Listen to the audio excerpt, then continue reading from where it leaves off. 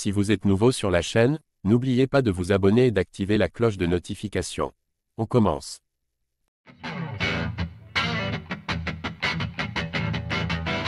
Benoît Saint-Denis est dans une phase compliquée. Samedi soir, le Français de 28 ans a subi une deuxième défaite consécutive, et ce fut brutal. À domicile, à l'Accor Arena, Benoît Saint-Denis a été dominé durant le main event de l'UFC Paris. Son adversaire, Renato Moicano, est entré dans le combat de manière agressive dès les premières secondes face à un Benoît Saint-Denis inhabituellement sur la réserve. À cause d'un ground and pound dans le premier round, le natif de Nîmes a subi des dégâts qui contraindront le médecin à stopper la rencontre avant la troisième reprise. Après la défaite, de nombreux observateurs s'en sont pris au corner de Benoît Saint-Denis. Il faut dire que le Français a connu des changements dans son équipe ces derniers mois. Lui et son head coach de longue date, Daniel Warin, se sont notamment séparés après la défaite par KO contre Dustin Poirier. Daniel Warin a donné sa version des faits quant à la séparation, et a expliqué que l'équipe actuelle de Benoît Saint-Denis avait considérablement changé. Toutefois, une autre version des faits a fait surface. Benoît Saint-Denis, une situation interne complexe. Thomas Loubersan a été numéro 1 mondial en compétition no-gi de jiu-jitsu brésilien en 2018, 2019 et 2020. Il a coaché Benoît Saint-Denis en grappling au cours de sa carrière. Il s'est exprimé sur la situation de Benoît Saint-Denis lors d'une vaste interview accordée à The Fight Club. Selon le Toulousain, bien que Daniel Warin ne travaille plus avec Benoît Saint-Denis, il a sa part de responsabilité dans la défaite du Français. Thomas Loubersan a témoigné d'une situation interne complexe. Il n'y a pas un coupable. Il ne faut pas penser que l'un a raison, l'autre tort et que c'est de manière unilatérale.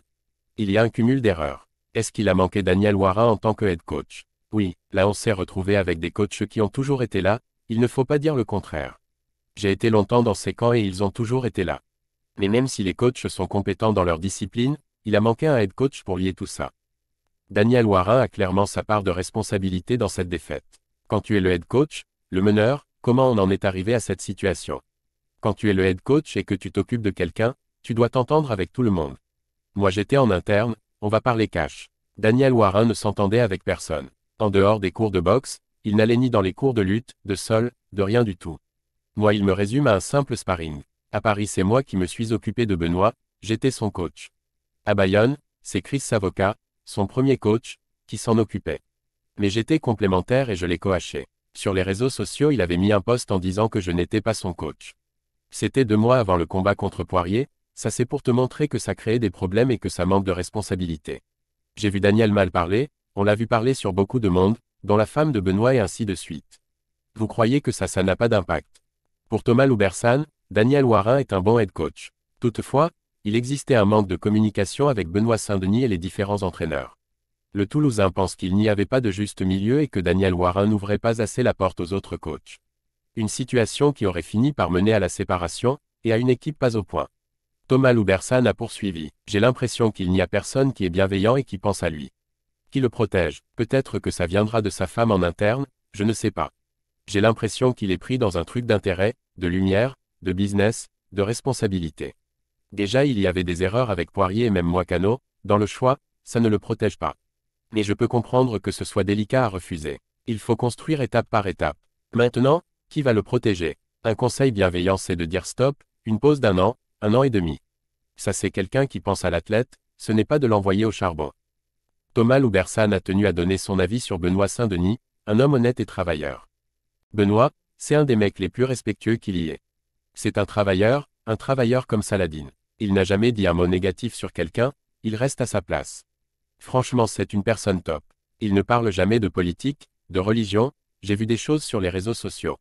Il est carré, il a toujours la petite attention, le petit mot. Quand il a vu que je l'aidais il a fait en sorte de m'aider en retour, je ne l'ai jamais eu d'autre personne ça. Benoît ne mérite pas tout ça. S'il en est là aujourd'hui et qu'il a fait certains choix, il faut essayer de comprendre pourquoi. Le nouvel environnement de travail de Benoît Saint-Denis pourrait ne pas être adapté au haut niveau d'après Thomas Loubersan.